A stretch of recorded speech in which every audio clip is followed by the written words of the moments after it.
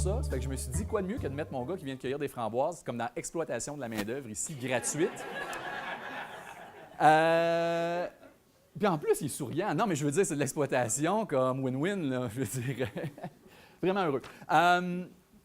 Partage de la main-d'œuvre, c'est peut-être là où, des fois, on n'y pense pas, mais il y a des possibilités de ce côté-là. Tantôt, je vous parlais de coopératives d'utilisation du matériel agricole. Il existe aussi des coopératives d'utilisation de la main-d'œuvre, donc des CUMO. Tantôt, c'est les CUMA, là, c'est les CUMO. Il n'y en a pas beaucoup d'exemples au Québec. Il y en a dans le Bas-Saint-Laurent. Il y a peut-être un projet en cours en Estrie qui est intéressant, donc à suivre de ce côté-là. Donc, partage d'utilisation de la main-d'œuvre, ça veut dire que, hey, chez nous, j'ai besoin de quelqu'un tel jour de la semaine. Chez vous, ça va être tel autre jour. On planifie nos productions, nos sessions de transformation selon ça. Donc, est-ce que ça peut être intéressant? Bien, moi, je pense qu'il y a définitivement une avenue là à regarder. Oui. Oui, tout à fait. Donc, Valérie Giguère, qui est responsable de la main-d'œuvre à l'UPA. En fait, côté main-d'œuvre, vous pouvez avoir de l'aide de ce côté-là, effectivement. Donc, en appelant Valérie Giguère à l'UPA, c'est elle qui va pouvoir vous référer. Mais c'est justement Valérie qui me parlait d'un potentiel CUMO, voilà, donc coopérative d'utilisation de la main-d'œuvre, qui pourrait voir le jour là, dans la région sous peu. Donc, encore là, peut-être avenue à regarder. Est-ce que je m'étais pris d'autres notes? Oh, il y en a dans la Naudière aussi, j'en ai trouvé sur le web, là.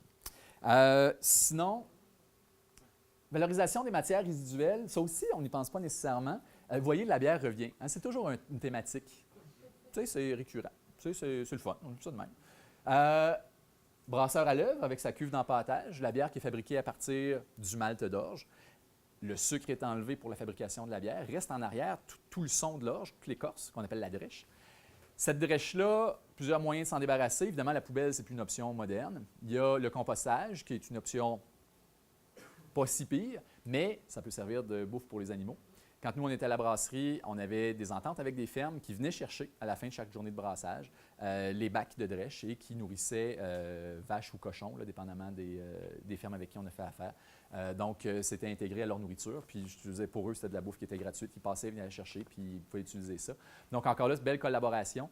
Ça nous permettait, nous, de ne pas avoir à gérer ces matières résiduelles-là, de les valoriser parce que, écoute, nous autres, on était bien contents qu'ils viennent. Il n'y avait pas une scène à faire là, mais justement, au contraire, ça ne nous coûtait pas une scène de s'en débarrasser non plus. Donc, tout le monde était gagnant dans cet exemple-là. Sinon, valorisation des matières résiduelles, dépendamment de vos productions, vous pouvez y penser. Il y a peut-être des façons de faire à développer qui peuvent être extrêmement intéressantes parce qu'encore là, les résidus des uns font le bonheur des autres, font le bonheur des autres. Voilà. Non, mais il y a plusieurs façons de voir les matières résiduelles de nos jours. Je pense qu'on peut penser plus loin de ce côté-là aussi. Qu'est-ce que j'ai mis après ça? Hey, c'est ma diapo finale. J'arrive dans le temps. Puis, c'est l'heure des questions, s'il y en a.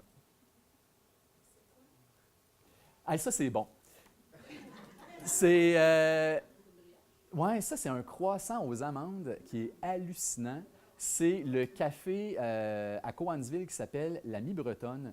Puis là, c'est l'arrière. Vous voyez l'ambiance du café. Là, ils ont des super belles tables. On ne voit pas beaucoup la table, mais le décor est hallucinant. Les tables sont hallucinantes. Puis c'est bon. C'est juste à regarder. Moi, c'est mon bureau. Tu sais, mon écran d'ordinateur, là, c'est ça. T'sais, à chaque fois que je rouvre mon ordinateur, c'est comme hey, je prends un café, moi.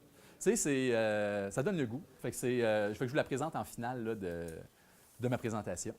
Moi, c'est sûr que, comme tu parlais par exemple tout à l'heure de la valorisation de matières résiduelles, moi j'aurais très bien, tu sais, si par exemple on parle de la drèche de bière, la personne qui fait de l'alimentation de ces animaux avec la drèche de la bière peut s'en servir aussi comme un argument de commercialisation. Ça peut être l'agneau Yves ou le cochon Yves. Oui, absolument. Dans les beaux exemples que j'ai déjà vus, entre autres aux États-Unis, c'est des brasseries qui envoient leur drèche à un producteur de bœuf qui, lui, fait abattre et revend sa viande hachée pour faire les hamburgers de la brasserie. Je disais ça, là, c'est des beaux cerfs. Puis, donc là, ce bœuf-là est élevé avec la bière. Évidemment, il n'y a pas d'alcool à ce moment-là, mais il y a moyen de faire des jeux d'emballer les clients par rapport à l'histoire. Moi, je demanderais peut-être à Robert. Robert, je sais qu'au niveau de la valorisation des matières résiduelles, dans le sens que là, on entend souvent poubelle, mais c'est pas ça exactement. Là. Avec l'arbousier, là. Oui. Okay. Tu sais, quand tu presses l'arbousier, oui. Je sais que d'un bord, tu as du jus, de l'autre bord, tu as des graines. Ouais, la graine, le pépin et la pulpe qu'on envoie à la compagnie Moeco. en fait des produits pour la peau. On ramasse des branches, on ne sait pas quoi en faire à date, là, mais il y a quelque chose à faire avec ça. Ouais. Des feuilles, on fait du thé avec les feuilles. Fait que, il y a seulement que la branche qu'on ne sait pas. Là. On sait qu'il y a quelque chose parce qu'au niveau valeur, ça a beaucoup de valeur. C'est de la façon de le transformer puis de trouver quelqu'un qui va le faire. Mais tous les autres produits, la feuille de thé au lavant, c'est intéressant. Ça vaut 562 $ du kilo. Ouais. Ça, c'est le reste, tu sais. Les crèmes, C'est intéressant. les crèmes Moeco, ben, c'est très vendeur. C'est 50 de nos ventes présentement. Fait que les crèmes pour la peau sont très prisées puis très en demande aussi. Je sais que c'est un bel exemple aussi d'utilisation comme ça. Je sais que, bon, par exemple, Jean, tu fais des huiles essentielles. Il reste l'hydrolat aussi à la fin qui peut servir. Fait que c'était juste pour vous. On n'avait pas beaucoup d'exemples comme on en discutait avec Ghislain. On dit, ben, il y a un potentiel là qui est probablement très intéressant, mais il y a probablement aussi plusieurs exemples qu'on peut utiliser. Est-ce qu'il y en a qui auraient des questions? Je pas des questions, c'est deux commentaires. En ce qui concerne la main-d'œuvre, il y a aussi une nouvelle coopérative de solidarité, de partage de main-d'œuvre qui a été démarrée par le Centre d'innovation sociale en agriculture du Cégep de Victoriaville. Puis là, c'est devenu indépendant. Puis c'est vraiment une coopérative de solidarité. Les employés sont membres et les fermes. Puis il y a une banque de travailleurs. Puis ils vont à tour de rôle sur différentes fermes là, pour travailler, pour donner un peu de répit aux producteurs qui sont membres de la coop. François, tu as peut-être dans la région ici ou il reste dans le coin de ben, ça s'agrandit, c'est au centre du Québec. Centre du Québec, mais il y a des projets d'en implanter d'autres selon le même modèle dans d'autres régions. Il y a une présentation vendredi par rapport à ça. Puis dans le même principe, présentement, sur Facebook, circule une carte où de la main-d'œuvre disponible. Des fois, c'est des agriculteurs qui ont des temps morts aussi. S'inscrivent avec leur qualité, ça peut être autant en mécanique que le travail de la terre, que la récolte, comme pour ceux qui vont récolter des fruits et légumes, peuvent s'inscrire là-dessus, donc ça devient une map, puis tu fais ta recherche en conséquence du besoin de main-d'œuvre que tu as, ou tu appliques en conséquence des disponibilités et des compétences que tu peux offrir. Donc elle circule, peut-être que je pourrais envoyer... Ça s'appelle comment? Je me rappelle pas. Envoie-moi Karine, puis je t'essaie. C'est ça. Oui, Sange. En main-d'œuvre, nous, moi j'étais un producteur, on avait 1 hectare de framboises. On partageait avec le voisin qui avait du bleuet. Les employés là, qui pouvaient avoir une saison plus longue de cueillette, déjà, on se transférait les employés après un certain nombre de semaines.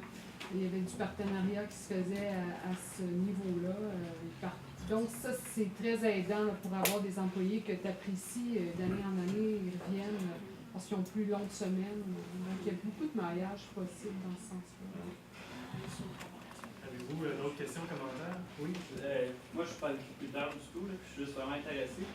Mais je ne sais pas si on connaissent le WOOFING, WOOFING.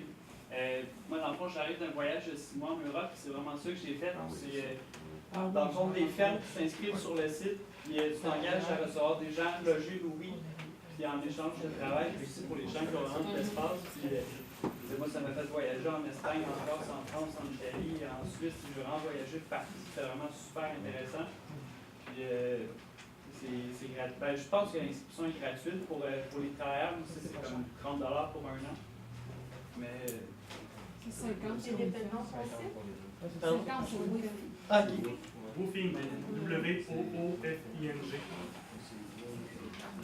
Si on a le temps, mon deuxième commentaire, c'était il y a une autre sorte de collaboration qui n'a pas été évoquée, c'est tout ce qui est le transfert de connaissances, l'échange entre les pairs. On voit ça beaucoup en agriculture bio.